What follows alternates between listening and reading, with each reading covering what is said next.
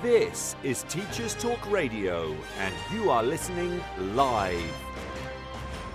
Hi everyone, and welcome to the Late Show on Sunday with me, BJ Stever. This week we continue our series of shows on building schools filled with joy. We'll be mining the brilliant mind of no other than Adam Robbins to find out how great middle leadership is essential to filling schools with joy. Tune in and talk it out with us tonight.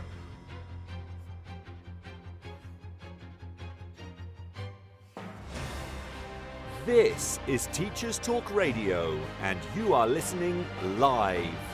Tune in live at ttradio.org, or to join in the conversation, download the Podbean app and search Teachers Talk Radio. Follow the hashtag TTRadio.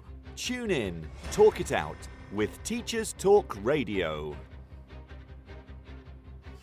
Good evening, everyone, on this late summer Sunday evening. I do have to apologise today. It's just started raining where I live, and I am doing this next to a Velas window, and you might hear the pattering of rain throughout the show. For some, our holidays have just finished, and others have already been back for that toe in the teaching water, dip the toe back in. And I just wanted to wish everyone a nice, productive start to the year, and a nice, easygoing start to the year, which isn't too traumatic. So far in this show, we've discussed how we build schools filled with joy, right? That's my mission, to find out how we can build a school which is filled with joy, where teachers love coming into the school, where students walk out with smiles on their faces and feeling like successes. And we've talked to a couple of people so far. So we've discussed working with communities with Dave McPartland, and he gave us some great insight on how you can empower people within the community with big dreams and getting them to think big and getting them to dare to dream. And that was superb. It was really, really good to hear that. And he gave us some really good advice on working with communities which have got their own unique challenges, and how he does it over there in Fleetwood. And then last month we had Khalil Rouse on the show, who gave us some blinding insights into pastoral systems. I particularly like things that he suggested about tactical comms with parents. That was just a mind-blowing thing for me. I loved the fact that he kind of was really, really thinking about his communication, his messaging with parents, so that essentially the pastoral systems can move a little bit smoother, and you can do what you need to do, and so that things aren't a surprise to parents. I also like the idea that your pastoral system needs to be tailored for the school. I like this idea. If you want silent corridors, then think about whether your school needs it, right? If you've got tiny corridors, then maybe you need tiny corridors. Just bear with me. I'm just going to put that on mute. And then this week we have a fantastic guest. We're going to explore how great middle leadership can bring joy to schools. So I'm just going to contextualize it a bit. Remember, when I talk about joy, I'm not talking about happy clappy schools where everyone's saying good morning to everyone and things like that. I'm talking about schools which are just brilliant to work in, where people walk out at the end of the day and go, I did a good job. And the kids walk out at the end of the day and go, I really learned something today. I can trust my teachers to get me to where I need to go. So that's what I'm talking about when it comes to joyful schools. And then this is a kind of linchpin topic today. We've got a superb guest. We've got Adam Robbins on today. And Adam is an author of books on middle leadership. He's a founder of a movement. I'm going to call it a movement because it really is, which is a science network of teachers who use cognitive science to make their lessons better. He is a prolific blogger on education.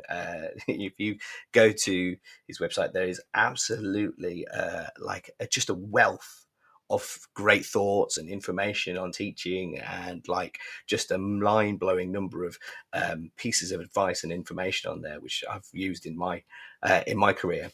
And he's also a trainer of middle leaders. So without further ado, I think I've got him on here. Let's get him on. Hello, Adam. Have I got you? Hey, how you doing? Yeah, not too bad. How are you doing on this Sunday evening? Oh, it's the day before we go back to work, isn't it? I'm all excited. All excited. I know. Trust me to pick a session where the day before you go back to work, especially on a Sunday night. But what else have we got to do, right? Get me back in the flow, I'm sure. How's your summer been, Adam? It's been great, yeah. A lot of Has it time been with the good? family. Yeah, A lot of it's been quite good weather, really, hasn't it? So it's been nice superb. to just be at home and recharge the batteries and stuff. Anything exciting of note? Visited Scotland for the first time, Yeah. and that was amazing. We were very, very lucky. It was one of the sunny days, and Oh, we were out in the Hebrides in a small place called Milleg, I think it's pronounced, right near the Isle of Skye. So it was like it made me realize that if New Zealand didn't exist, they would probably have filmed The Lord of the Rings in Scotland because it's just oh. massive. Yeah, yeah, that'd be awesome, wouldn't it? So yeah, so I've got you on the show today to talk about middle leadership. I liked your tweet about bringing joy. I noticed there was a little tone of maybe I'm not the most joyous person in that tweet. I would disagree there, Adam. I would disagree. When in my the way I'm contextualizing it is, we're not like it's not the happy clappy thing, and I hope you understand that. I'm Oh thinking yeah. about like really thinking about what you do, so that like honestly, I think I said this to Khalil last month. I just got the idea that if you've done if most people just want to come in, do a good job, and walk out at the end of the day and go, yeah, I taught some kids some stuff, and most kids want to come in and go, yeah, I learned some stuff today, and I'm going to Hmm. succeed, and that's what I mean by a joyous school. How does that resonate with you?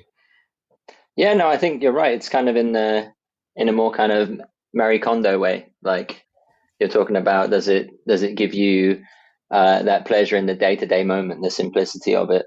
And I think Yeah, teaching is one of those jobs that's incredibly complex. So when you really nail it, when you really nail it's those micro moments, where you really nail a transition or where kids come out and they actually say thank you, and they mean mm. it instead of it kind of being a reflex for them, or you really get through to someone who's really struggled. It's all those micro events, I think, that make the job worth doing. Yeah, definitely, and that's kind of like what I honestly think. If we get if we understand each aspect that we're thinking about, you can build those moments in. So it's less random. Like, and you can have more days where you walk out because I think part of the issue with our profession is you can do a whole day of graft and walk Mm. out at the end and go, "Did I have an impact today?"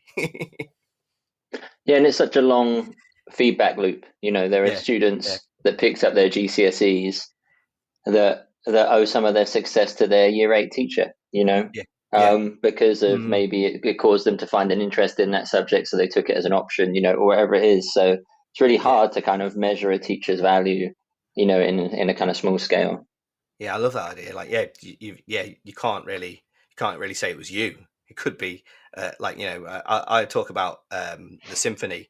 Like in my department, I say we play a symphony, and you play like a movement in the symphony to each of the teachers, Hmm. uh, and essentially the child hears the whole symphony, but you've played your movement, and you can't really comprehend how you've contributed to the whole piece at the end of it. That's the way I kind of talk about it. Yeah, on A level results day, I had a thread that I actually didn't post in the end because I thought it was Yeah. too glib. But it was basically the idea was, oh, my kids got these amazing results and are going off to Oxbridge and everything. And here's a thread about all the things I did to help them. And then the next post was just going to be nothing. They're just really good kids, and I was really lucky to teach them. But I thought it would be too spicy for some people and not funny enough for others. So I just didn't bother doing it. Yeah, I think you're definitely not one for X, right? Yeah, you never know who's going to get on the back of that on X. Yeah, yeah. Yeah. I think you might have had a fun couple of days there getting through that reply, the reply thread there. So let's get on to my first question. So what does middle leadership, which brings joy, look like to you? Like, it's a big question, obviously, but it's big and open to get us going. Well, I think one of the things that's really interesting is we're going to talk quite a bit about culture, I think, through the next kind of 90 minutes or so. Mm, And one of the things I think we realize is it's a very old, kind of very Americanized saying, but there are people, that are faucets or taps, and there are people that are drains. mm, And we don't realize how much, as a leader, our own attitude towards the role kind of impacts the way that everyone else feels around you. Because mm, you're kind of what I would call you're in the middle of what's called like a strong ties network. So you're working yeah, very, very close with a small number of people. You see them multiple times a day. You probably have developed friendships or at least acquaintances with most of them. if you feel put upon and if you let that show, then it can really, really sap the life out of it. If it's like a feeling of like stagnation and frustration that we can feel as leaders, but if that gets out, if that permeates into the team, then I don't think we can necessarily do a lot to add joy to people. We can try, we can try and remove barriers and things that we can't force them to be happy, if you know what I mean, or kind of. But what we can do definitely is suck it away if we're not careful.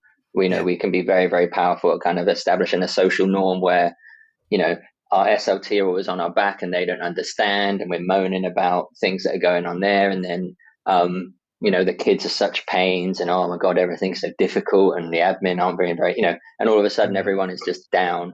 So I think one of the most important things leaders can do is kind of have a kind of next play mentality. Try and keep a very short memory on things, and remember that one of the things they do to their team constantly is like communicate like the values and the attitude of the team going forward. It's a difficult job, right? Middle leadership, and it's quite hard to maintain that. Do you have any like advice for new leaders who, or people who are like maybe in the second or third year in the thick of it, and kind of have lost sight of that next play mentality? Yeah, I think so. If I reflect back on my own career, the times when I found it hardest were, first of all, if I didn't really know where things were going, if I didn't have a really, really clear kind of goal in mind of the things I wanted to achieve. And then the other thing was if I was finding myself being incredibly frustrated because I wasn't able to make progress on things that I thought were really, really important. Yeah. And so I think as long as we've got positive momentum, as long as you've got a really clear idea of the things you're trying to do, and they're very, very tangible, and they're very, very specific, they're solving problems that the students face. They're not just there because they're shiny on social media, or they're not just there because your head of teaching and learning bought everyone in the school a copy of Rosenshine's Principles in Action, or something, and you all of a sudden feel like that's the thing you've got to do. But if you're really trying to solve problems and kind of chip away at it, then I think that's really, really important. I do think, like, philosophically, there's real value to kind of some of the ideas in things like Stoicism and things like that. A friend of mine, Ruth, she really got me onto, there's a book called The Courage to Be Disliked, which is all about kind of this idea of, taking control of the things you can and kind of not worrying about the things you can't control so much and things like that. And I think for middle leaders, as that kind of philosophical outlook on life, that your job is to turn up and do your best to get your team further along your kind of path that you've laid out for them. And, sometimes there's going to be, like all good stories, there's going to be kind of twists and turns and setbacks and things like this. But our job is just to kind of come out of it and think about the process more than the outcome, and kind of take that next step each time. Yeah. So how much does like servant leadership come into that then? Like, you've kind of talked about it being having the courage to be disliked, and then kind of being stoic and taking the next problem. Is your job as a middle leader to just a problem solver? Well, this is where it gets really interesting, isn't it? Because if we start talking about servant leadership, there are a load of people that think that means, oh, this is someone that's not going to be good enough at holding people to account. They're going to be weak, and they don't understand the strength that it requires to kind of put yourself outside of it, and take one for the team and protect people sometimes, and be flexible with things and make sure people have got, chance to kind of feel safe enough to kind of do their job. And I think that's really crucial long term. Like one of the problems with being a middle leader is you get it from both directions, and you have to kind of be that buffer and kind of protect your team from maybe the whims of someone senior and the pressure they're putting on you. And at the same time, maybe you're not passing on every piece of feedback to your line manager from your team below when things aren't going very well. Yeah. So I do think that's really important. And I do think it's underplayed in kind of the educational discourse, just how important it is. However, kind of going back to my first point, you can't just go around fighting fires, because there's always going to be fires there. And I think often we forget that in modern middle leadership, the most important thing you can do is make your teachers better. And if you take care of that, then everything else will take care of itself to a certain degree. You can generate a much more impact than having 15 spreadsheets that are really nice and all submitted to the deadline, or, you may be 5% over your budget, but if you deliver 5% better outcomes for the children, then no one's going to care. And so I think it's really important. Often when I'm coaching people, we kind of go through an exercise where we try to get them to figure out who they work for. So there's basically, they could work for their line manager. Some people do that because they're looking for promotion to the next level, and they want to be in those shoes. You can work for your team. Leaders that work for their team often maybe have to combat this need to kind of solve all the problems for them, and maybe find it hard to hold them account sometimes. And then probably the best leaders, they work for the students, and they put the students first in all those decisions.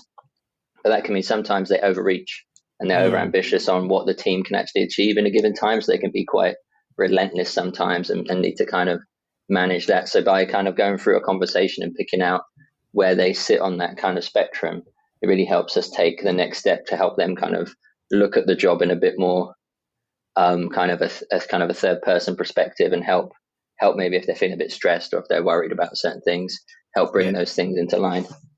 Is there something to maybe like having those hats on at different times? So you sometimes you work for your line manager, sometimes you work for your team, sometimes, well, a lot of the time you work for the students. Is there something to that? I think maybe, although I think there's often we massively overestimate our ability to wear different hats and things like that. To a certain amount, we have kind of like Vivian Robertson talks about a thing called theories of action, where you have these kind of underlying beliefs, and they kind of inform the models you use as a leader, and that informs your behavior and then the outcomes of those behavior. And I think we can fudge it a little bit. Like the best leaders can kind of, like the equivalent of code switching, basically, between who they're talking to. But I still think because the job is so stressful, we tend to fall back onto habits and defaults quite a lot. And so I think normally within about 5 minutes, it's pretty easy when you watch someone work. And like if I'm touring a school and like we're doing a workshop or something on lesson observation, so we'll go do some joint learning walks. It's pretty easy after like 5 minutes to see how someone's reacting, to kind of figure out where their default attitude is. And none of them are bad as long as you know them, because then you can kind of counteract them with systems or kind of habits and things like this that can kind of balance you out a bit more. Oh, can we unpack that then? Can we let's say you've gone in and you go on a learning walk with a middle leader. What are you looking for? What sort of things are you looking for that middle leader doing to kind of think about where they're at on that kind of on that servitude? Whether they're working for what are you looking for? So I think when it's all about when you bring up the feedback they're thinking about. So if they start off, let's say they're very, very team focused, and we noticed that the teacher, let's just pick something really easy. They didn't put the name at the end of the question, because it's like a really kind of obvious thing. And let's say I mention that, and I say, I noticed they didn't do that. Is that something you've been, that's something they know about? Is this something you use in your school, or is it something that would be new for you guys? Then, if you're kind of team first, the first response you kind of often get is a kind of protective notion. So the leader will be trying to protect the staff member from my opinion. So they will make some kind of rationale or justification, and it might be valid, it might be invalid, but they'll go that way first of all. Whereas if there's someone that is kind of working for the children, and we bring something up, the first thing they'll be thinking about is how that's impacted the students, and they'll be like, I was really disappointed about that because all the students weren't turned on straight away. They weren't, didn't have a high ratio, or they weren't paying attention because this technique wasn't being used. And we've talked about this and how it's really important the students pay attention. And then often we find if they're a bit more ambitious and a bit more talking about being kind of working for their line manager, then they'll often talk about, I'm really frustrated by that because we went through that in, blah, blah, blah. 2 weeks ago, and I saw him last week, and I told him he had to do this, and now he's not doing it, and they come from a point of view of it's not exactly a character flaw, but they're more judgmental on the member of staff for not getting it right. Yeah. So I think you kind of, and then obviously it's all about the follow-up questions, and there's probably too many permutations there to kind of work through how that would be kind of in a scenario. But it's a good way of giving you an early start about thinking about when it's the first time you've met the person. Yeah. What are they showing you as their kind of default priority? Yeah. And so then are we trying to shift to that children-focused approach? Is that, as a middle leader, is that, if you saw me doing that, would that be my, trying to shift that child-centric approach, trying to think about the impact on students rather than thinking about the judgmental side of things or something like that? Yeah, I think a student-centered version is really important because the first thing it does is it kind of depersonalizes everything, because in theory everyone is united and in the job to help students. So if we're coming to people with a solution that's based around helping the students, you'd like to think that was less kind of personal and less opinion based. It was more kind of open for discussion. Hopefully we'd be able to generate more of a dialogue.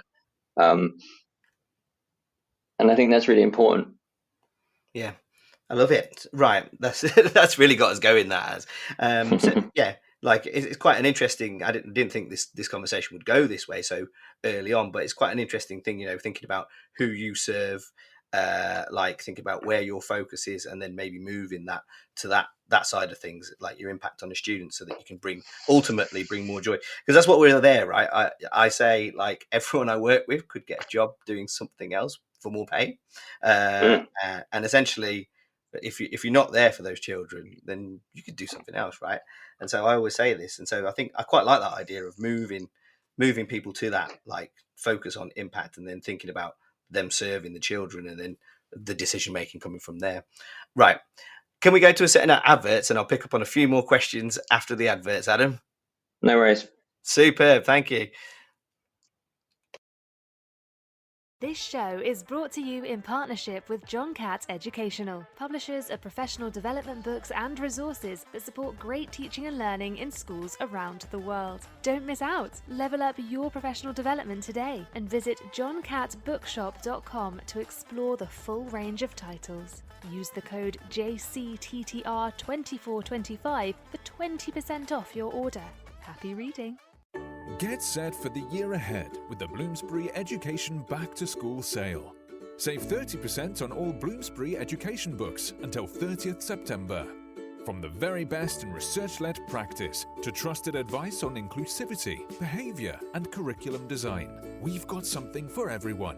Visit bloomsbury.com/B2S sale to shop now and save 30%. Bloomsbury Education, books for every step of your teaching journey. How can you show your students the opportunities that await them? How can you fuel their aspirations and motivate them to achieve? Futurum Careers provides a wealth of stimulating resources aimed at encouraging 14 to 19-year-olds to pursue careers in STEM and SHAPE. We help you to show your students what they can aim for and how. From articles to activity sheets, animations to podcasts, all our resources align with Gatsby benchmarks and are free for you and your students to download. Visit futurumcareers.com and subscribe today.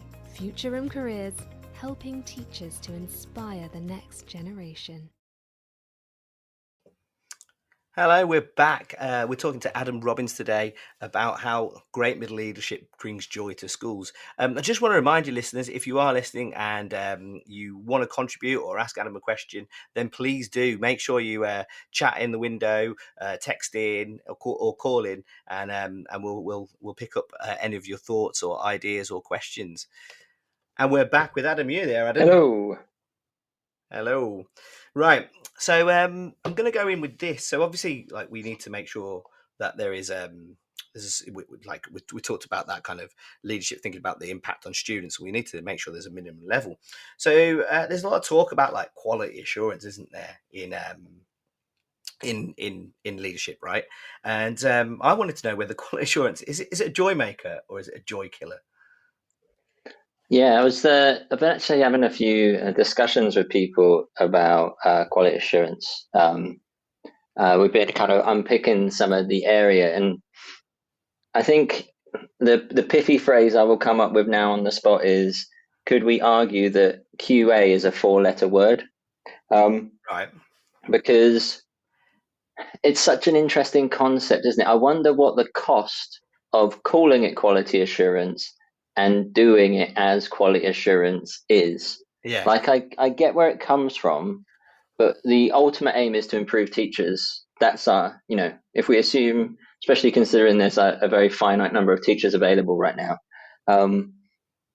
then if we're going around and we are assuring their quality, is that inhibiting, in some schools, in some contexts, their development because of the kind of connotations and like implied processes that are going on behind the scenes, like this idea of kind of psychological safety? If I'm coming in and judging you, how likely am I to actually be able to avoid things like demand characteristics and actually get a true observation of what you do in the classroom?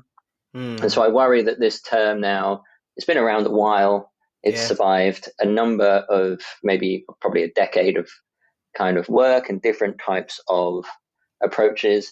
And it might be worth considering kind of retiring the concept of kind of QA and thinking more about thinking more. That's why I suppose it's why people are moving towards more coaching models, because it kind of takes the idea of the quality assurance part of it and puts it to one side a bit more and focuses more on, okay, so we're here, what are we going to do about it? It's one thing to be able to go up with a spreadsheet and say, we have 98% of our teachers are outstanding teachers, or whatever our kind of matrix we make up is.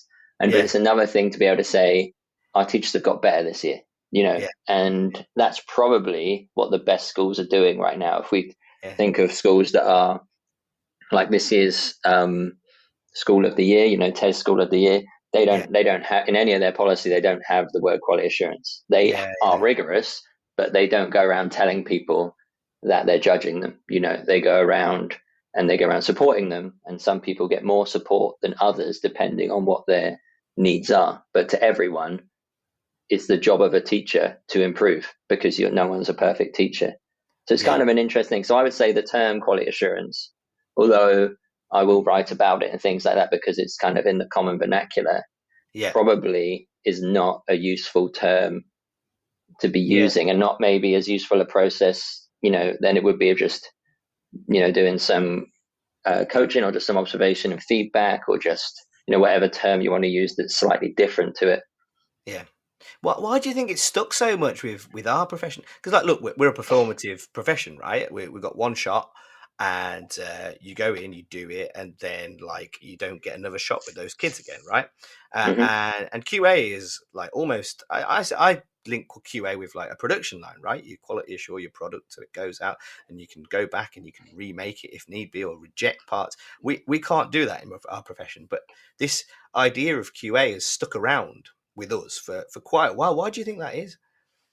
Well, I think there's two things. First of all, because one, there is a valid case to be made that if I am working on a production line, I'm probably doing more quality control. I want everything to be identical.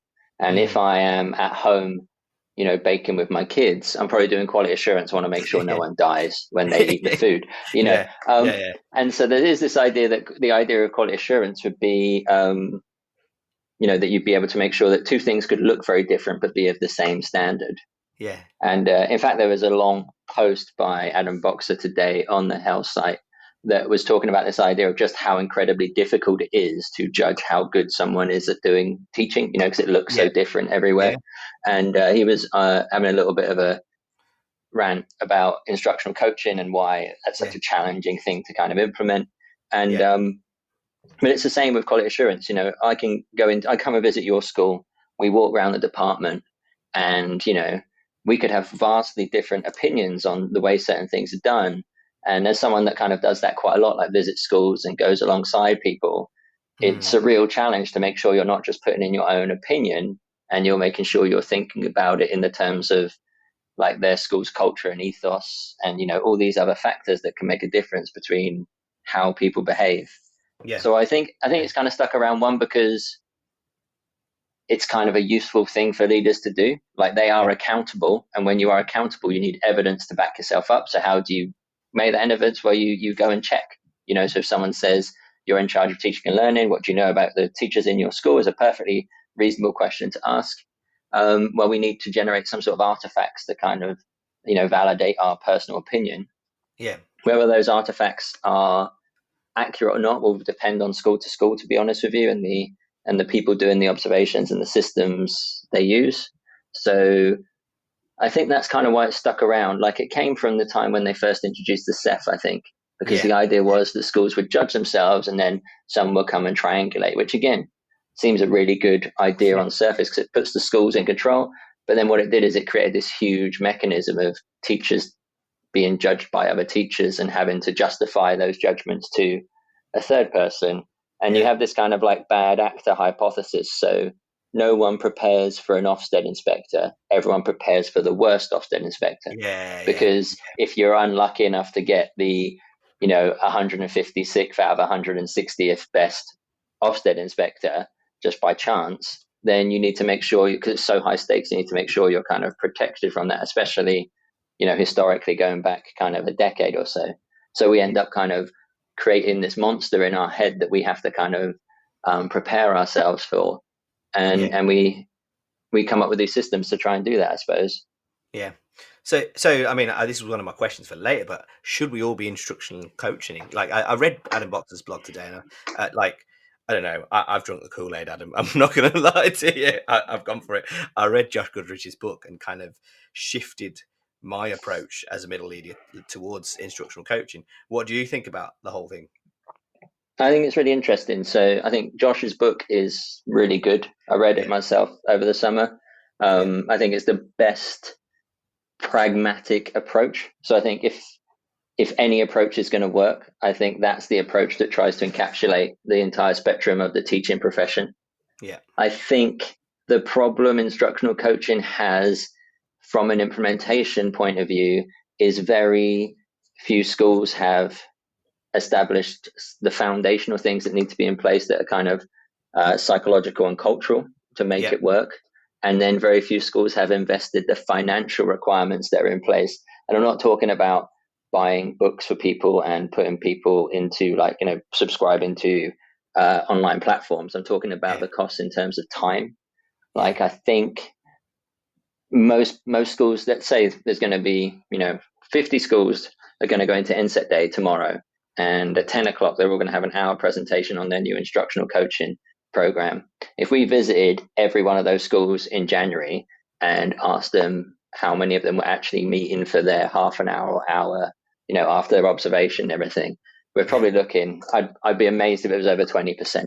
It's such a hard thing to do when there's so many other things.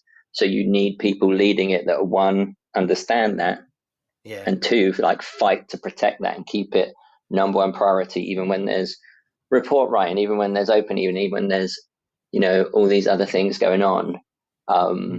Their meeting with their coach is really important.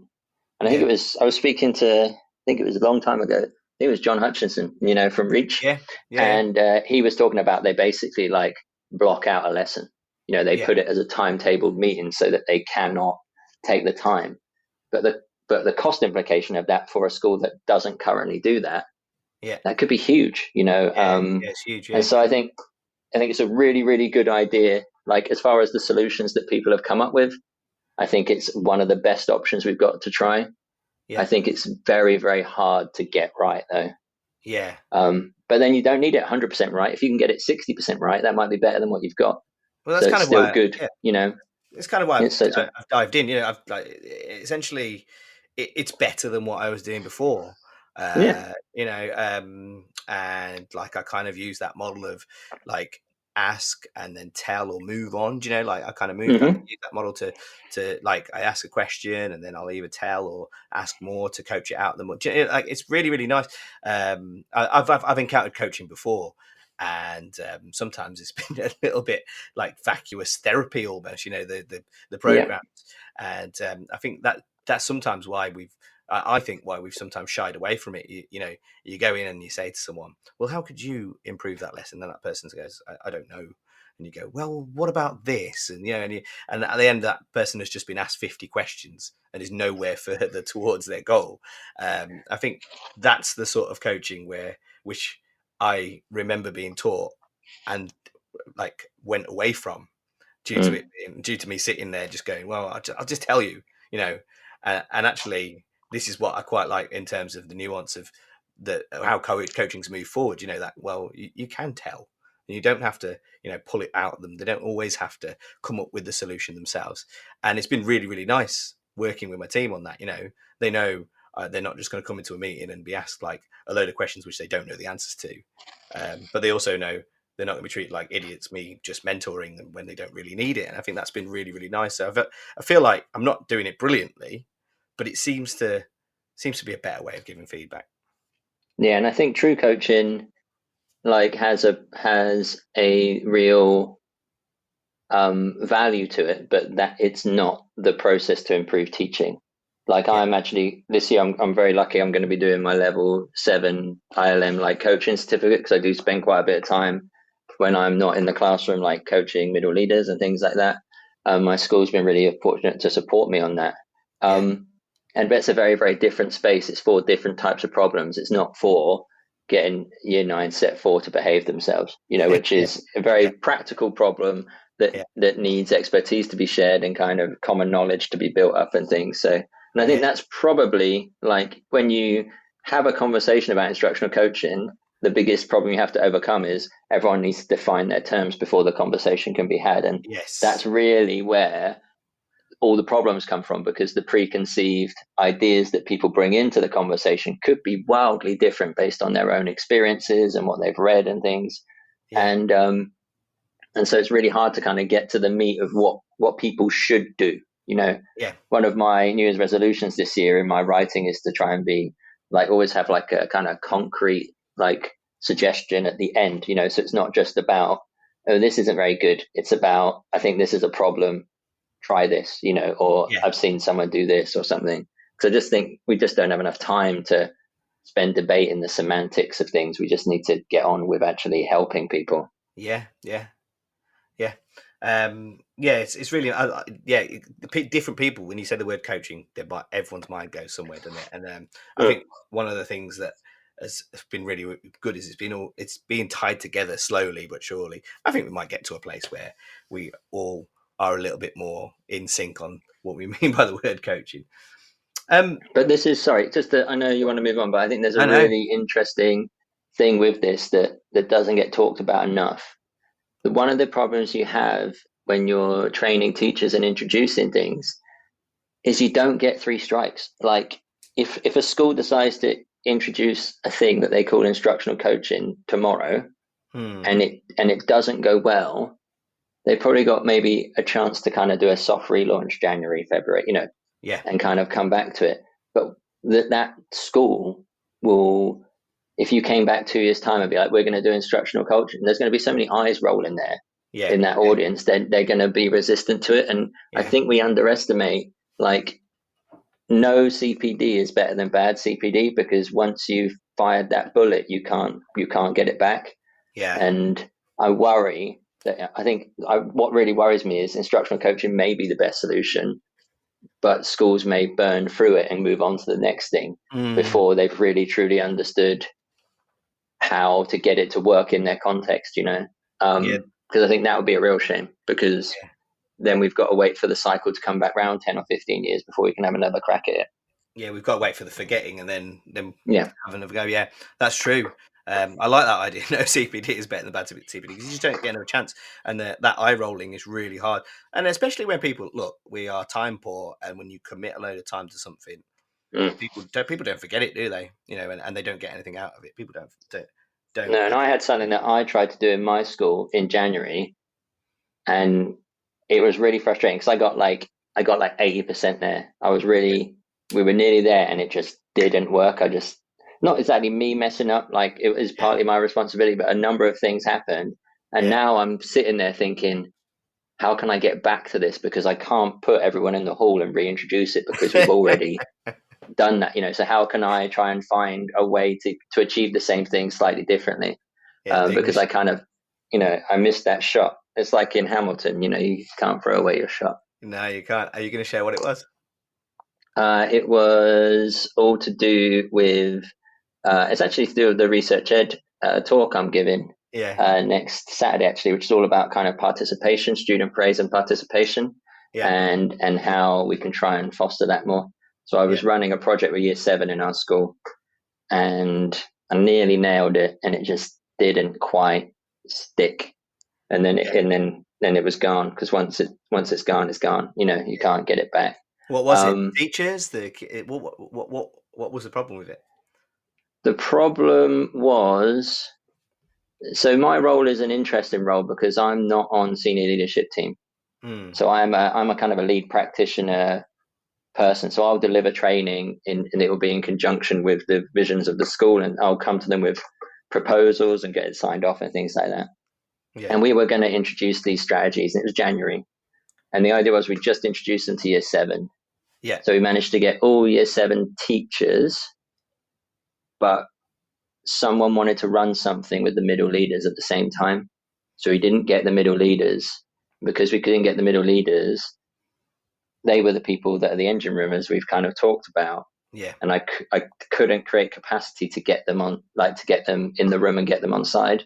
And so because I didn't do that, over half the people that were walking into lessons, this thing was not a priority for them. So they were not noticing it when it was going well. They were not bringing it up as a kind of improvement point, and they were not on side. So I just I missed that opportunity. And because I did that, well, I didn't do it. I didn't make the decision for them not to be there, but because I couldn't convince the other person that their thing could wait and we should have everyone together, it didn't work, because we didn't have the right diffusion of information through the network. It wasn't quite robust enough to kind of be sustainable. Yeah. I know as a middle leader myself, if I don't know something's happening and I've got so many other things to focus on, I can see how that would end up getting it's not their fault at all. Getting washed, getting put in with the wash and coming back out again. Yeah. Oh, well, I hope it goes well when you gradually try to reintroduce it. Right. Yeah, we got to try and do it secretly. Yeah, that's it, through the undercover network. We're going to go to the news, because I want to go to a meaty one after the news. After the news, what we'll do is we'll discuss autonomy or directive, which one brings joy. So should we'll leave everyone at the edge of their seats for that one, and we'll hit the news. Right? No worries. Right, thanks, Ad.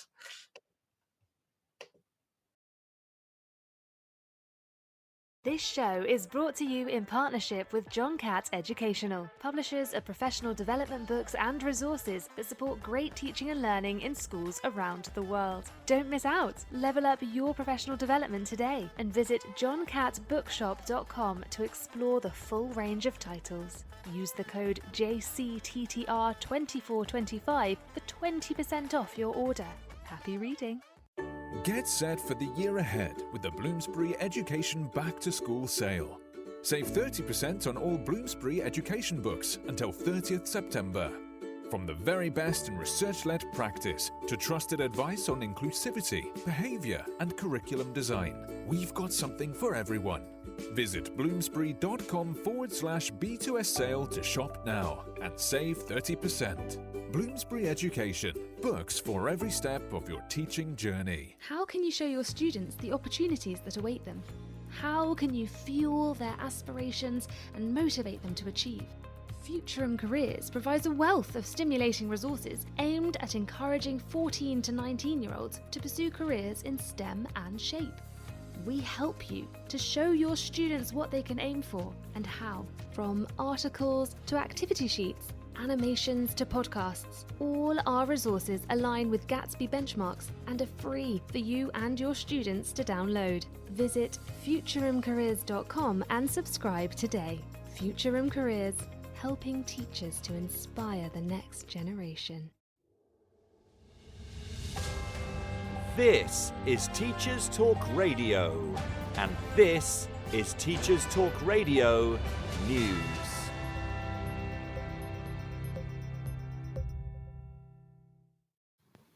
BBC News reports on the uncertainty over the future of vocational courses, with over 450 schools and colleges in England saying they are unsure which courses they can offer in 2025. The government is conducting a review of post-16 education, and the Department for Education says this will support BTEC students. But the results of the review will not be out until December. This means schools and colleges are unsure which courses they can offer students in September 2025, despite having open days scheduled in the coming weeks.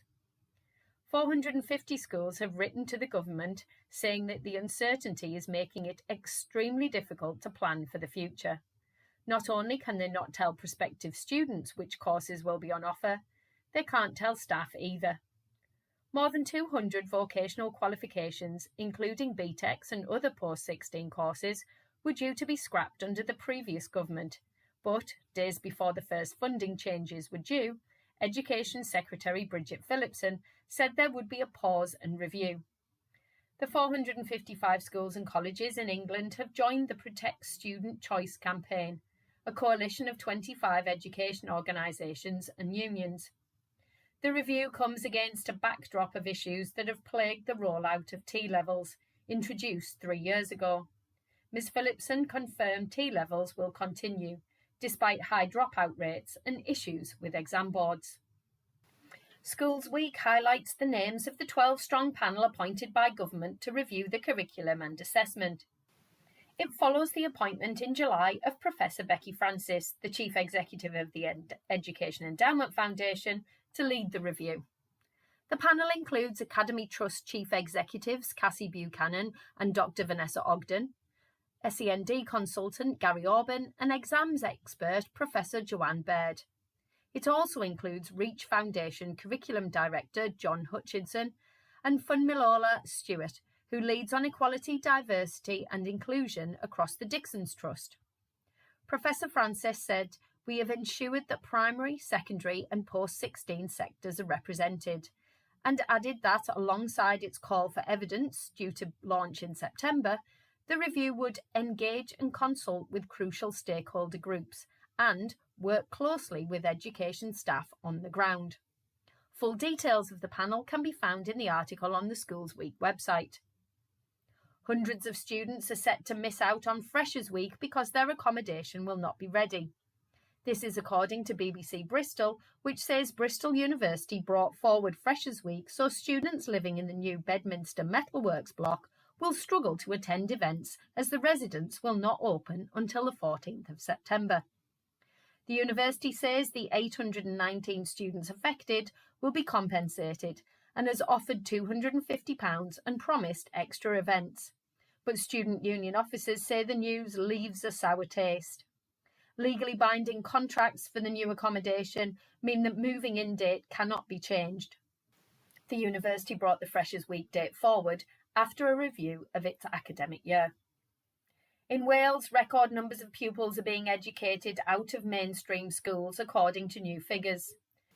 The figure of 2,279 is more than twice what it was in 2009-10 and 28% higher than before the pandemic. The Welsh Government said since the pandemic there had been an increasing demand for provision other than at school, including for physical health and mental health, as well as issues such as anxiety. The figures released do not include those educated outside of school due to parent choice. This has also been rising. Full details of this story can be found on BBC Wales. Finally, The Guardian reports that cleaners at a prestigious UK girls' school have won a dispute over pay and conditions. A strike that was due to take place next week has also been called off. The group of cleaners belonging to the United Voices of the World, a grassroots trade union for low-paid migrant workers, voted to strike after the school's contractor wanted to reduce their working time from 43 to 38 weeks a year, but offered only a £1.55 hourly pay rise in return. After the vote and appeals from teachers and former students, the contractor offered more pay, annual increases, and to meet the London living wage from next year. Whilst the James Allen's Girls' School, known as JAGS, declined to comment, it is understood that former pupils distributed leaflets about the strike and called on the school's leaders to set a good example to its pupils. This has been your Teachers Talk Radio News with Joe Fox. Hello, and we're back with Adam Robbins. Right, Adam, are you ready to get into it? Let's go. So, autonomy or directive approach? Which one brings more joy? I think this is fascinating because I've actually spent a lot of the summer reading a book that's called Self-Determination Theory by Ryan and Deci are the two kind of psychologists. It kind of breaks down their kind of 40-year journey through the whole thing. It's only a few years old. Massive book.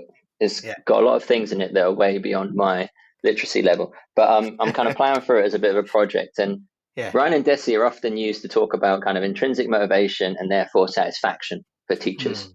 And so people will say that Ryan and Deci talk about, 3 factors for intrinsic motivation, autonomy, competence, and relatedness. And we kind of get stuck on that first one. And so therefore we go, teachers want autonomy. They should be given autonomy because that will make them more happy. They're professionals. They've been to university. They are graduates and all these things. So as a profession, they should be trusted to kind of make the decisions that are in the best for their students at that time. And I think that's true. Like, teachers do make probably thousands of decisions every hour, because we're always trying to make decisions very tacitly and kind of quickly, using our kind of heuristics and things like this. But I also think there's very much a misunderstanding of their work, which is one of the reasons why I was really interested in getting stuck into it this summer. Because I think when you actually really unpick and look at their guidance, when you look at their guidance for students and how they think schools should be run, first of all, some of it's not very pragmatic because it wouldn't work necessarily in a school setting. And it doesn't necessarily transfer to adults that well. So when you look at some of their other things about rewards and about motivation, you see that what they mean by autonomy is not necessarily kind of having complete free reign and just doing whatever people want to be and kind of left of your own. Because what they talk about is this idea of being autonomy supporting behaviors are really effective. And they have this theory called, and I've got to be careful I pronounce this right, organismic integration theory. You can see why I paused for a second on that one. I can see, And that's kind of the story of how you take extrinsic motivators and kind of internalize them, because that's what we all do. There are loads of things we buy into because we believe in them or because they're important. And so I think the idea of autonomy is really, really interesting to me. And I think what it means for teachers is I think most teachers would gladly sacrifice autonomy if they could improve competence. And if that happened in a place where there was high relatedness, so if they felt safe to do that. And so I think, yes, people want to kind of get on and do what they want. And that may be because they are right, and the people that are giving them advice actually know less than them. Sometimes that's true. Some teachers are better than others. But for most teachers, most of the time, I think most teachers quietly really appreciate when people tell them what to do because it's one less thing to worry about, Yes, people don't like the curriculum being so kind of prescriptive or whatever, but you also wouldn't want to go back to a kind of New Labour curriculum where it was one word and you didn't really know exactly what you were supposed to teach them and you had to kind of guess and just cross your fingers and hope you were right, So, I think a bit of certainty and people were quite willingly. So when it comes to being directive, I think it's all about the quality of the directions and the purpose behind them. And I think when you have new teachers specifically, obviously, being really, really directive can give them so much joy because they've got this problem class and their mentor, the ECT mentors do a fantastic job of kind of being incredibly directive with these students. Hopefully they're kind of doing deliberate practice with them, which is, again, really, really, if you believe Ryan and Deci, like really, really, really demotivational. But if you actually know an ECT, they love it, because they don't know any different. There's no kind of ego involvement with it. There's no, why am I being treated like a child aspect to it? Because they've never known anything different. They just take it from the approach of the benefits they receive from it. And they all kind of receive those benefits because they get to practice what they're doing before the students are there. Yeah. So I do think it's a continuum, and I do think people sit all the way along it. And I think we talked about the fact that people are often quite poor judges of where they are with things kind of introspectively. And I imagine if you ask people where they think they should be, they're probably actually find, if you analyze like their behavior and when they improved as much, I would guess they probably overestimate how much they value autonomy. You know, and they probably have really benefited from some like direction and kind of modeling and things like that, and suggestions and stuff kind of along the way in their profession. Yeah. But I get why people want to be autonomous, because you want to kind of feel like you're in control. But I think there's kind of, so I would say that I've sacrificed quite a lot of autonomy over the last few years. Yeah. And we kind of talked about being student focused. Sometimes I have to sacrifice the things I really enjoy doing because it's better for my students. I used to love being the center of attention and making jokes in things and putting GIFs on slides, you know, and and nowadays I stand in the corner while the students work in silence.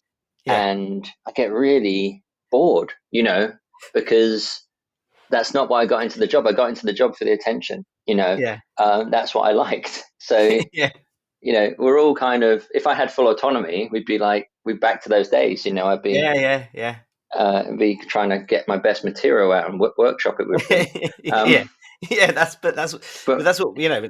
But then you have to learn the hard way there, don't you? You have to learn that every year those GCSE grades, you've let a load of students down, or it's not about you. Haven't learned it, and like, you know, if we just go straight for autonomy, then we're just on a trial and error basis of learning there, aren't we? And I suppose you could say, like, you know, it's right for people to come back and say, well, as an autonomous professional, I will go out there and read all the educational research, or I will kind of learn all these things. I did some number crunching the other day, and it's something like in 2023 there was something like 4,500 research papers published just with the word pedagogy in, according to like the thing. So it would take you like a decade to read that amount of work. If you read one a day. So education has got so much content in it, in terms of we can't access it all. We're much better off trying to trust some people and give them to kind of suggest the way they should go. And, you know, hopefully we're listening to experts like Dylan William and, you know, Peps, you know, all these guys that have spent their life kind of elbow deep in as much stuff as they can. And then hopefully we're also listening to people that are kind of at the chalk face and teaching in real classes, like Prachesh and people like that, who have had outstanding results and kind of learning, you know, what did they do to secure that for their students. So I'm going to try and be unashamedly copying that if I can.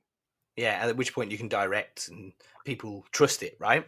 I think that's I think that might also be an issue, you know, where because look, I said to my department, I said, I'm going to remove autonomy. I'll tell you why.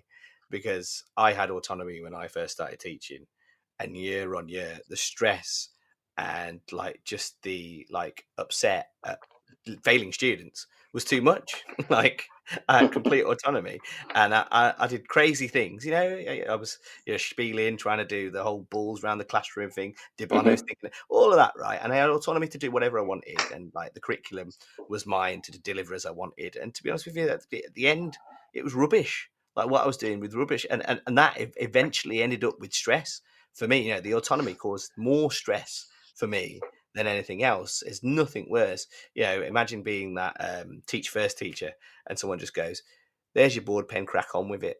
It's a really stressful experience, that autonomy. And in primary, you do find people in that situation, but again, behind that, they will have quite detailed curriculum plans, you know, and people, they also are quite a small team, so people informally provide direction, you know. I think one of the things that's really important with autonomy as well is, like we talked about QA and quality assurance and accountability, is one of the things I think we forget in the profession is there is no accountability without autonomy. Like you can't hold a teacher account for the lesson resources if they didn't make them. Yeah, yeah. You know, we can't go to them and say, well, you should have noticed and adapted them. If we're putting stuff on a plate and we think that's not as good as it could be, then we probably need to go back to maybe the other leaders in our team and be like, oh, okay, we need to tweak this lesson because I noticed this wasn't very strong. You know, we can't hold the teacher That's on us, because there's no policy in the world is actually ever going to get a teacher to, you know, be able to be accountable for things that they're kind of doing on a kind of very, very prescriptive lesson. We can look at their choices. We can talk about why they chose to do X instead of Y. But if we're on the other end of the spectrum and we're very much directive, then that means there are only certain things we can, you know, discuss with our teachers about the decisions they made, not the things that is department policy. Yeah, yeah. I think I'd like to move to a position where, obviously, because I'm being quite prescriptive on it, but I'd like to move to a position where the mental models are so strong in my team, and we all share them, that then you can start to make decisions around those mental models. I think where we're at the moment, if I'm going to talk about my team, is we're still forming that strong mental model of what great teaching looks like, what informs that, like what evidence is there behind that. Do you know, like when we're still like kind of coming together and we're still learning that together, but it'd be really nice to get to the point where I'm like, right, we've done this now. Well, now these decisions are yours. You know, like obviously the curriculum and things like that stands, but like now, well, it's up to you to think about how we solve that problem or how we solve that problem, but with that really strong grounding in terms of being a mental model. Oh, Edna wants to call in. Should we invite Edna in? She's gone. Cool. She's gone. Oh, sorry. Sorry. I was really excited there. I've never had a call in. Yeah. So yeah, that's what I'm thinking. You know, like it's. I think we're back. Hold on. Here we go. Go for it. Connected.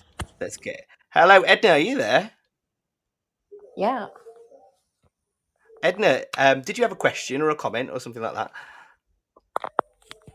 I just want to say hello. Hello. Hello. I need to you on me. Okay. Well, that happened. That's live radio for you. That's the joys of live radio. Cool. Yeah. That's what I'm thinking. You know, I think the mental models need to be really, really strong before you can kind of start to introduce some of that decision making into the department, and then like we can formulate them. I think there's a really interesting thing about that kind of tight and loose. I think the best analogy is jazz. Yeah. Like, you know, I'm not a musician at all. Yeah. But my father-in-law is an excellent jazz musician, and the amount of rigor that's maths that sits behind what looks like something that's made up on the spot is insane. You know, and everyone knows the rules and everyone knows what everything means. Yeah.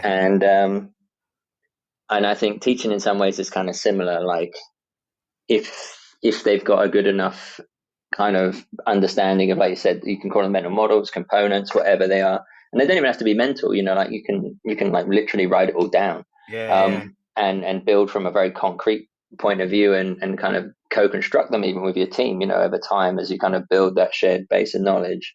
From then people can start to actually innovate. Because there's a common language, there's a common foundation. So a good example is with Cold Call, you know, Doug kind of shared Cold Call when he wrote TLAC all those years ago.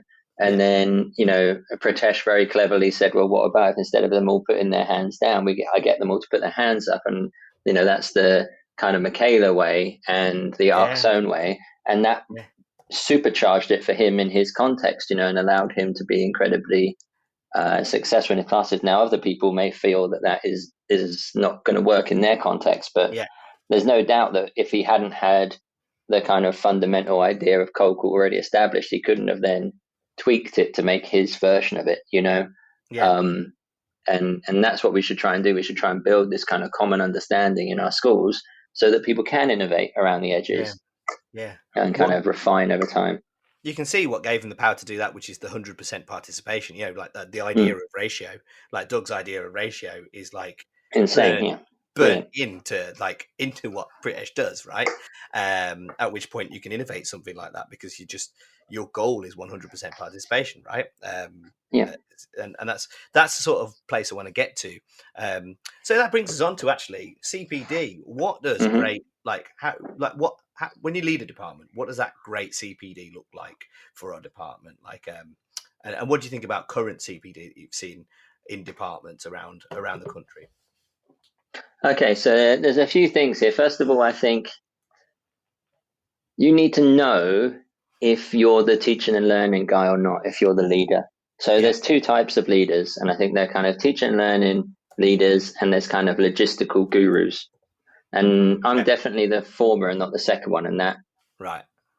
And so my team needs to be constructed in a way that plays to our strengths.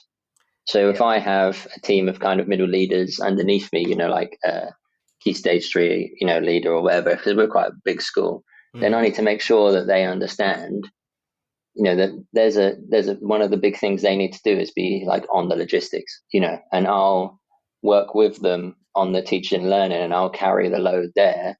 Yeah. But I need them to make sure, that the Year 7 exams are ready on time. Yeah. And I was very fortunate to work for a very long time with a very, very good, organized kind of Key Stage 3 lead. But there was a little bit of time where I worked with one that was not so organized, and the two of us together were a nightmare, because we didn't have that. And I had to work really hard to be disciplined, and millions of reminders in Outlook, to kind of keep him on track. So it was really playing outside of our comfort zones. So I think if you're not the teaching and learning kind of point of contact in your team, that's totally fine. There will be other people, and you need to find a way of kind of making sure they're leading on it, or at least contributing, because they may just be a classroom teacher. Yeah. So I think first of all is getting the right people in place, the people that are going to make the difference, that want to do it, because it's going to be a huge amount of time and effort putting it all together. Can I just interject? Should you be, as the middle leader of a team, the teaching learning guy, or is it imperative that you're that person? No. I think as long as you're good at one of the two, you're fine. Yeah. Because leaders, the team needs to achieve both things. Yeah. And you often, the way you find out often is you ask people, like if they're in a large team where there's more than one leader, so they've got, like, say, two people underneath them, two team leaders underneath them, you ask them what their job titles are. And if I talk from a science perspective, you get some people that run Key Stage leads. Yeah. And then you get other people that they're head of biology. Yeah. They're head of chemistry, they're head of physics, because that gives them that kind of teaching and learning aspect at kind of the forefront of their job. And then me as the head of department, I might be in charge of chemistry, but also I might be doing other logistics, because that's my skill set. A lot of people end up promoted because they're very, very efficient and effective at kind of getting through that to-do list and making sure everything's running fine, firefighting, all those things are really important parts of the job. And you can be really successful if you've got the right people underneath you. That can work really well. So when it comes to organising that CPD, you're working with that because I've got that as a question as well. How we're working our TLRs. You've got that. So what does it look like in terms of like the subject specific nature of it, or the area specific nature of it? What would if you were to go to a department and work with a department and the CPD was spot on, what does that department CPD look like? So first of all, I think that often there's a huge discrepancy in the country about the amount of hours that teams have together. When I coach like some assistant head teachers in charge of teaching and learning, you'll ask them, when was the last time all your departments had like a meeting? And they'll be like, well, we've got 4 calendared meetings, one every half term for the first 4 half terms. Yeah. And then you go to other schools and they'll be like, we meet for an hour every week. And it's such a huge difference depending on how people use directed time, or if they're an academy or a kind of LEA school or a private school, or all these different combinations. So I think time is obviously really important. Yeah. And that time can often be kind of sucked away by logistical things. Now they will need some time, but should they have all the time? And then the other thing if we kind of take for granted the idea that people are aware of the kind of EEF mechanisms of effective CPD, and they understand that there's an important need to kind of practice and implement that takes just as much time as the initial training. Then the other thing I think that's really important is trying to do two things at the same time. So as a kind of department CPD, we should be teaching kind of pedagogical content knowledge, like a teaching technique. Let's say, show me with any whiteboards. But we should also be taking the opportunity to do it within the context of the subject, so that we're looking at some of the subject knowledge. So we're doing both. We're looking at this topic that's coming up, and we're looking at how we can use whiteboards to kind of check for understanding within. So what questions we write if we're teaching about this?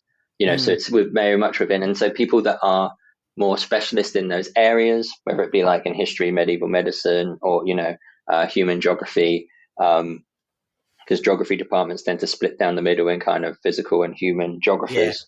Then they can talk about the kind of what the best answers would be, what the best questions would be. But there's also that thing about doing the mechanics. So even the people that are experts on those subject knowledge areas are still getting something from the session. And I think Sean Allison was really the first guy to hit on this at Darrington Research School. But he always codified it as just kind of like, what makes this great? How do we teach this great? And I just think it needs a little bit more scaffolding for most people, because what came second nature to him and he could model for his team, in other schools would feel like it's a big departure from what they currently do. Yeah. I think the worry is, like you say, it's that discrepancy and like meetings becoming completely transactional about what's going on in the department, what deadlines are, how we're going to moderate this, or when we're going to mark that. And then rather than being those richer questions around like, oh, well, how are we best teaching this? And what's a better answer here? And what are we looking for if the kids have got a mistake or a misconception here? I think those questions have been really rich when I've done my CPD with my department, and it's funny when we do that. Actually. Go on. The discussion and the debate is really important. So kind of boundary conditions in terms of people saying, well, what if a student does this, or I've tried it like this, is this the same thing? And like, it may be, it may not be, and there may be a really important difference about why we want it different. Too often things will kind of be like, well, that's just that, oh, cold call is just no hands up. Well, it's not. That's not. Like the no hands up is like an artifact of the process commonly. But if a kid puts their hand up in a cold call class, that's not a problem. The teacher doesn't have to choose them. That's the whole point. The teacher can choose who they want to. And so we have these so unpicking those gray areas, I think, are absolutely important. One, for teachers to understand them, and two, for teachers to feel like they've been heard, and feel like they've been part of the process and not just being told, I'm better than you, do as I do. Yeah, it's when we've kind of gone for those sessions where we're discussing like a best answer here, or like what the best question to ask here, or even like mark schemes, whether this fits or whether that answer is applicable. The reception in the room like goes up like nobody's business. Like you can feel the energy and you can feel the pickup, like where people are in they're in the depths of their subject, like actually properly thinking about it. Even your most switched off colleague can ends up being drawn into the debate around, well, should we be showing these as spheres, or should we be using teaching the subscript in a chemical formula like this? Those sort of conversations have been superb in our CPD and have moved our departments forward. Yeah, and I think that's really important. And there's a model, it's called Kolb's experiential learning cycle. Yeah, and Mark and Zoe Enzer got me onto it with their CPD curriculum ideas that they were talking about before they went to work for the Big O. And I think it's really valid, because I think adults, especially teachers, need to kind of reflect on their own on their own experience with these ideas, and kind of have this opportunity to reflect on their own practice of what are the problems they're facing. Maybe we put that within a context. We can, like Kennedy's persistent problems are always a really good place to start with that idea. And we get them thinking about this issue that we've noticed in lessons. Maybe it's about the fact that we've kind of been in a few lessons and we notice students are struggling to get started in the independent practice. And so, we can talk about this barrier, and then in our back pocket, we've got prepared this solution that we think is the right solution. And then we get them all to engage with that and discuss that solution and reflect on their own practice at the times when they've done it, when it's worked, or their worries they have about it. and then that can be kind of cyclical. So one of the things I often offer people that have very little contact time is I came up with a kind of idea of what I've called like micro CPD, which you can kind of condense into 15 minutes within a kind of a week or a fortnight, and then you come back to it regularly. So it's kind of that little and often drip feed. So you take a theme, explanations or whatever, and you take that theme for, the half term, and you kind of have 3 5-minute sections. The first 5 minutes is kind of getting people to recap and share what they worked on in the last week based on this idea, and 5 minutes of new input, and then 5 minutes discussing what that's going to look like in their classroom, or maybe planning, or writing some ideas down. And then you just kind of come back next week and you provide them a Danish, because it's often like external to normal hours. And it's really crazy, like, because it's always on the same theme, you get all this extra time, because at lunchtime they'll be discussing it. You get all this kind of free cognition that goes on through the week. And because it's small, you can't go too fast, so you can't they have that implementation time between each session that you often skip over. So it works quite well. That's super interesting, breaking it down and just spanning it over a few weeks. I love that idea. I love the idea of just coming back to the same thing every week or so. That's brilliant. Right, we're going to run an advert, and then I want to talk. Do you do pastoral? Have you worked with pastoral middle leaders, Adam? Yeah. Right, I want to talk about that next, because I feel like that is an area that gets neglected. So let's run an advert, and we'll come back to that one.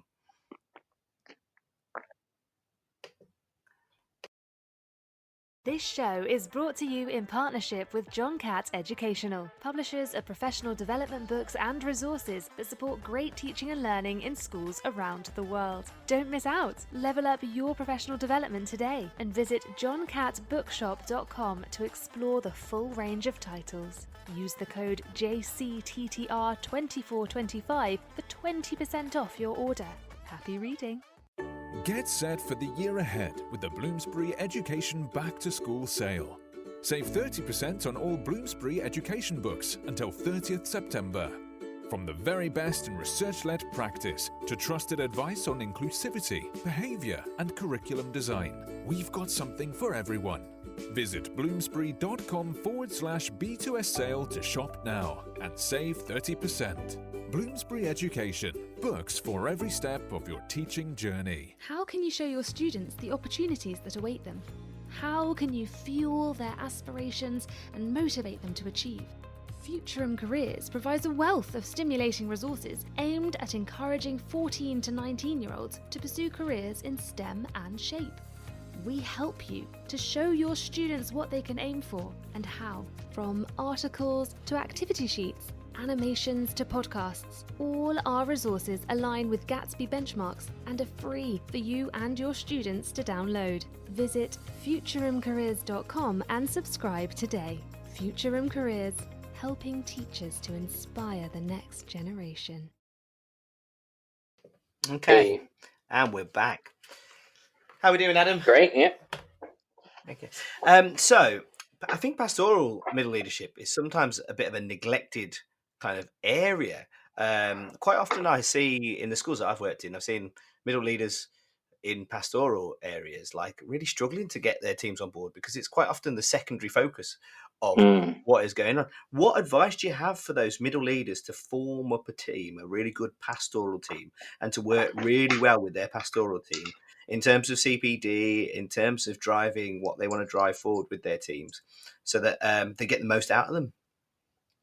Yeah, I think there's a number of things. If we go wider, there's a number of structural things that schools can do to support that process. So one of the bits of good practice I've seen is within kind of like school appraisals or performance management, or whatever you call it, making sure one of the targets is about the teacher's role as a tutor. Often because there's a big push on attendance at the moment with the kind of attendance crisis and things like this.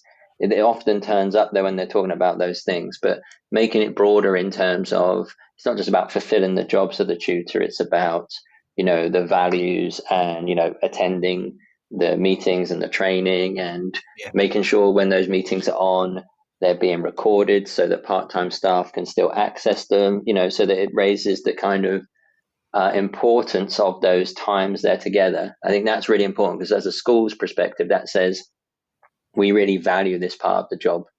Yes, you are a teacher of design and technology, but you're also a year 8 tutor, and that is as important. Because we all know stories of when we've been tutors and we've really helped to positively impact an individual's life, more than necessarily some people, the students we've taught that year. There are always those kind of amazing opportunities you get to really help 1 or 2 students kind of along the way.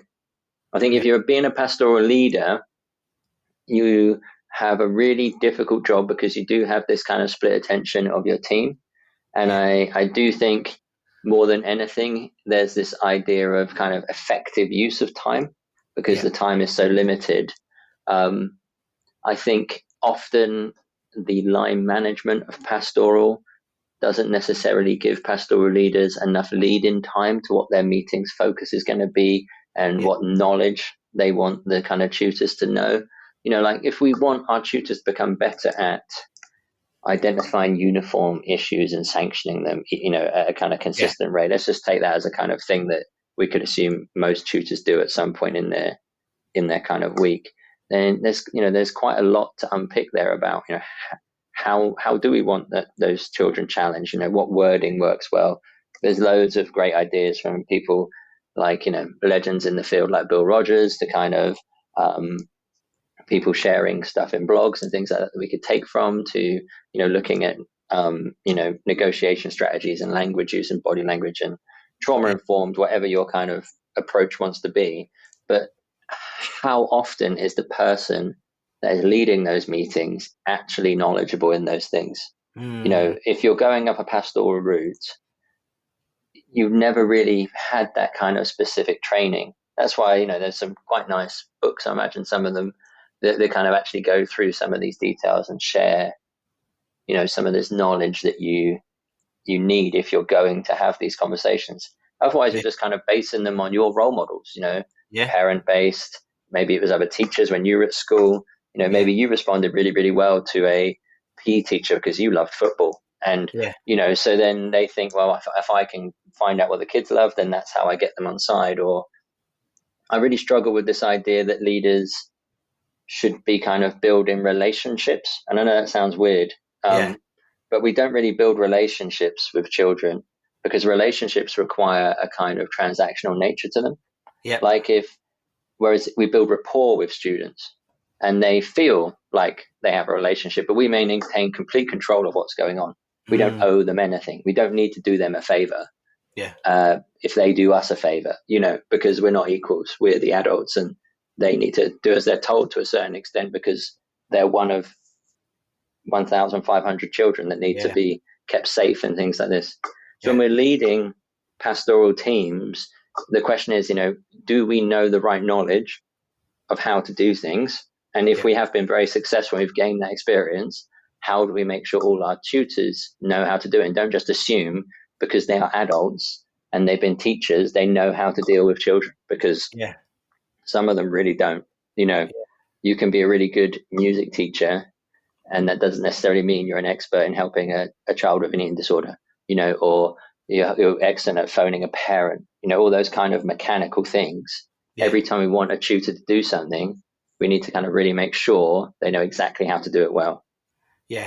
So that's what the pastoral middle leader needs to be thinking about, really, because until you know that, I don't think you can drive forward what you want to drive forward, and you don't really, you're just leaving it to chance. Autonomy, as we said earlier on, right? And if you're new in the role, then hopefully there's people above you within the safeguarding team and the behavior team that have got that experience, that you can go to them and say, okay, what does a good phone call home look like? What does that entail? Because I need to make sure all my tutors are phoning home this week. What content do we need to put in there? I quite like last week. I had Khalil Rouse on, and he's got the hashtag pastoral CPD handle. He was the first person to come up with that, and that he was talking about how essentially it's not a phrase that comes up. pastoral CPD. You're not getting that. We're talking about how to get kids into a classroom and sat down and thinking for a whole 55 minutes, etc., like how to cold call them, how to make sure they're participating for the whole time, how to increase the think participation ratio, and that granular CPD doesn't really exist on the pastoral scale. It's quite a big. I think that's quite relevant to what you're saying, really. The fact that that's not really discussed, and as a pastoral leader, you find yourself in that position without maybe that knowledge behind you. Yeah.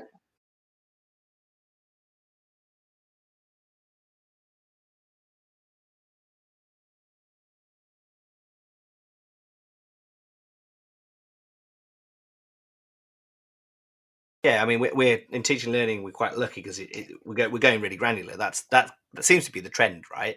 When I started, it was kind of like going to the classroom and engagement, and it was big, grandiose ideas. Yeah, pace, yeah, things like that. Yeah, which just big, vacuous concepts. And gradually, over time, it's generally the last 5 to 10 years, we've been getting more and more granular.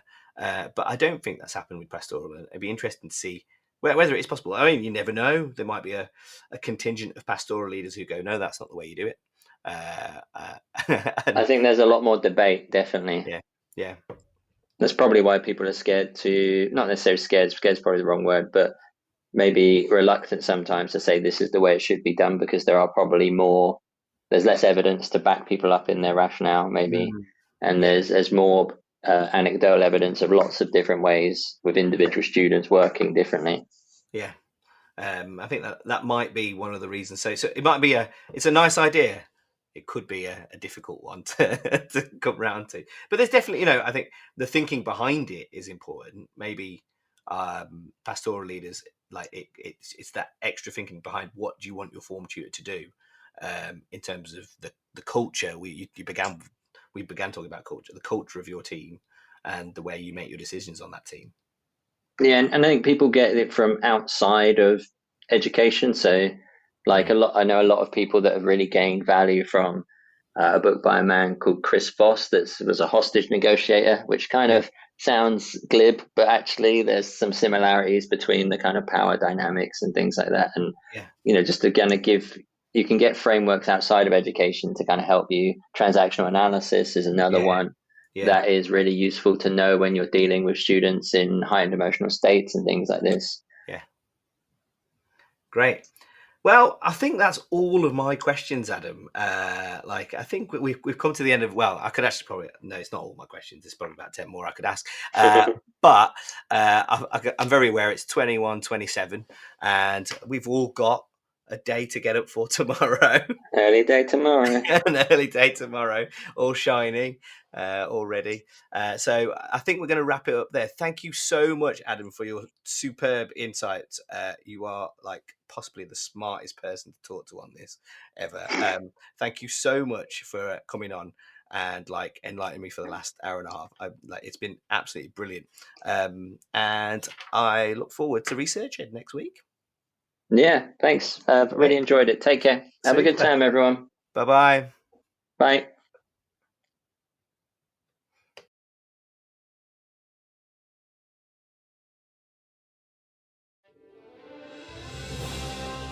You've been listening to Teachers Talk Radio. Tune in live and listen back at ttradio.org. We look forward to hearing from you next time on Teachers Talk Radio.